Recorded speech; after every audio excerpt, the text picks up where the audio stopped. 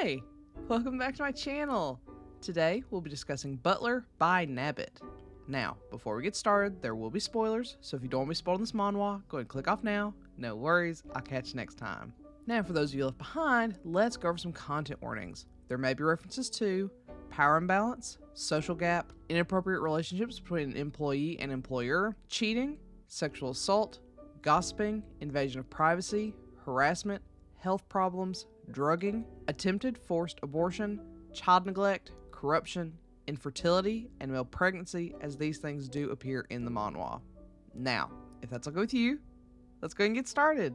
As always, let's start with a synopsis. Seo Yeon is a butler at a prestigious hotel where the elite of the elite frequent due to their unmatched service, but more importantly, for their all-beta staff. Yeon is just another one of those betas, serving as a personal butler for VIP client Yoo Jaekwon. Yoo Jaekwon is an alpha and a CEO of his own company.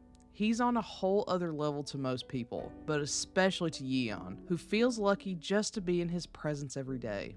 Jaekwon is mysterious, pretty much living at the hotel, but Yeon isn't going to look a gift horse in the mouth and instead takes full advantage of Jaekwon's odd living situation. To take their working relationship to the next level, Yeon offers some, quote, special services, end quote, to Jaekwon. Though Jaekwon is initially surprised, he happily accepts and the two spend many steamy evenings together under the guise of a master and servant relationship. Unfortunately, after spending Jaekwon's rut in his bed, Yeon takes in a lot of alpha pheromones. This has the unfortunate side effect of forcing Yeon into a transformation, causing him to manifest into an omega. While this would give Yeon the chance to be with an alpha like Jaekwon, it also means he can no longer work as a butler, a job he adores. Jaekwon is more than happy to take responsibility, but with Yeon's pheromones being unstable, the relationship status undefined, and the threat of Yeon's identity being exposed to his job, Jaekwon has his work cut out for him. All of this is only made worse as Jaekwon's stepfather is determined to find any weakness Jaekwon might have and exploit it to force his stepson to work in his company. The art style for this is very unique.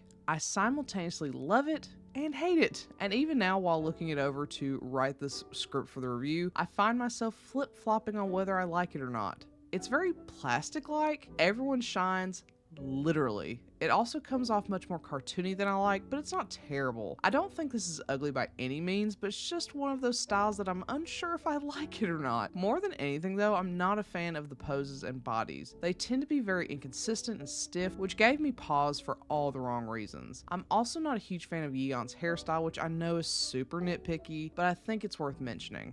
Again, I don't think this is bad art-wise, but it's definitely not my favorite. Now, this next point's going to be a little weird. I usually don't mention the platform I read from in my reviews beyond in passing, but there is something significant about this particular platform that affects the quality of this series. The translations and localization of inker titles are extremely poor. It's to the point that a lot of the series on this platform are near unreadable unless they're using a translation from another platform or publisher, which is why this is the first one I'm reviewing, because this is one of the better quality titles by leaps and bounds. It's very stilted and awkward, but it's at least readable, which is more than I can say for many titles on this platform. The series on this platform are also often fraught with errors, and it gives the vibe of illegal translations, even though this is an official platform with series I paid for. I usually try to give the benefit of the doubt with translations, assuming it might be the writing in the native language and it just carried over into the translation, but this platform has a vast catalog with numerous writers, only to end up with the same issues. Even if I end up recommending the series, it's hard to recommend it on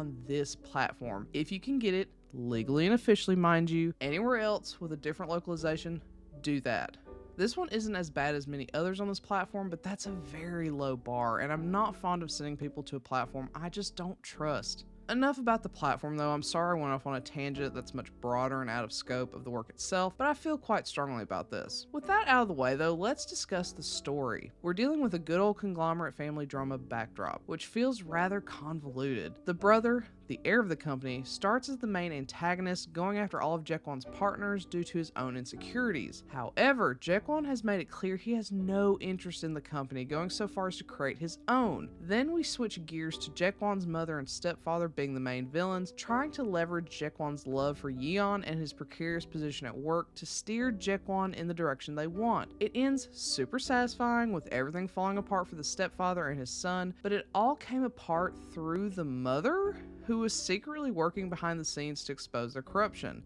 That made no sense, especially since the mother had been doting on the stepson over her own son since they were children, and she pretended to go after Yeon and threatened her own son. It just made no sense that she would be playing that long of a game to clown on her husband and stepson. However, though I didn't necessarily care for the main story all that much, I must mention how much I love the quote spin-off, aka side stories, at the end.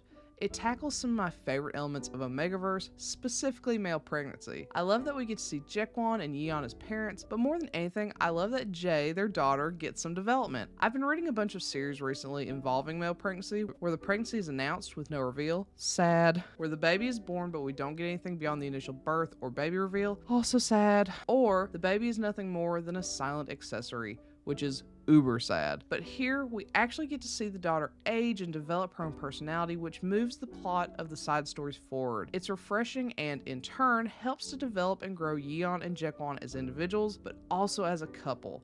It's super heartwarming, and if for no other reason, I think this is worth reading just for the side stories. With all that being said, this was interesting. I wish another platform had picked it up because the localization could have been better, but here we are. The conglomerate storyline is convoluted, and I think this would have benefited from either paring down that aspect or removing it altogether, as I think the manifestation of Yeon's secondary sex was strong enough on its own to create conflict, but those plot lines did serve to develop Jaekwon, so it wasn't all needless. I wouldn't say this is great, but I wouldn't call it terrible either. There's some really strong family aspects to this that I enjoyed, and there's plenty of smut for my degenerates out there. It's just not the best story in the world, but if you're desperate for a new Omegaverse story, this one might be worth a perusal. So, have you read Butler? If so, what do you think? Do you agree with my assessment? Do you not? Let me know and comment below. Otherwise, I'll catch you next time. Bye! Ooh, but before I forget, this will be the last video you see of me with my horns and wings, as the month of October, aka spooky season, is coming to an end. So good old regular Librarian Eve will be back next week. I'll see you then.